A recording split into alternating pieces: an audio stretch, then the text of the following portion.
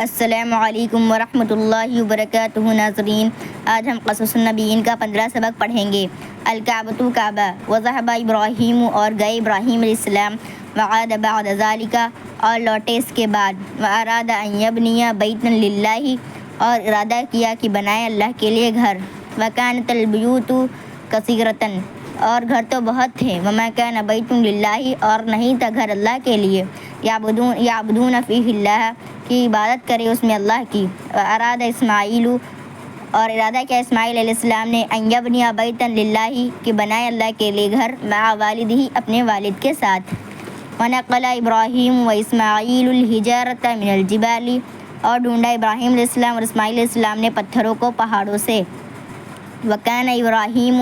یبنی الکعبۃ بیدہ اور ابراہیم علیہ السلام نے بنایا کعبے کو اپنے ہاتھوں سے، وکان اسماعیل یبنی الکعبۃ بیدہ اور اسماعیل علیہ السلام نے بنایا کعبے کو اپنے ہاتھوں سے۔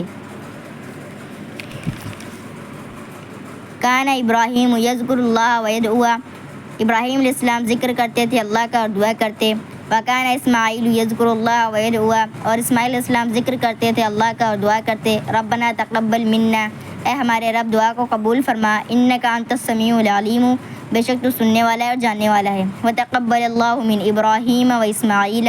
اور قبول کیا اللہ نے ابراہیم علیہ السلام اور اسماعیل علیہ السلام سے، وبارک فی الکعبۃ اور برکت دی کعبے میں، نحن نتوجہ ہم سب رخ کرتے ہیں، الی الکعبۃ کعبے کی طرف، فی کل صلاۃ ہر نماز میں، ویسافر المسلمون الی الکعبۃ اور مسلمان سفر کرتے ہیں کعبے کی طرف، فی ایام الحج حج کے دنوں میں، ویطوفون بالکعبۃ ویصلون عندہا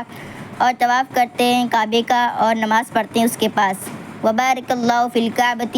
اور برکت دی اللہ اور اللہ نے برکت دی کعبے میں، وتقبل من ابراہیم و اسماعیل اور قبول کیا ابراہیم علیہ السلام اور اسماعیل علیہ السلام سے، صلی اللہ علیہ ابراہیم وسلم درود ہو ابراہیم علیہ السلام پر اور سلامتی ہو، صلی اللہ علیہ اسماعیل وسلم درود ہو اسماعیل علیہ السلام پر اور سلامتی ہو، وصلی اللہ علی محمد وسلم اور درود و سلامتی ہو محمد صلی اللہ علیہ وسلم پر اور سلامتی ہو۔ امید ہے کہ آپ کو یہ سبق سمجھ میں آ گیا ہوگا، تب تک کے لیے اگلے سبق میں ملتے ہیں۔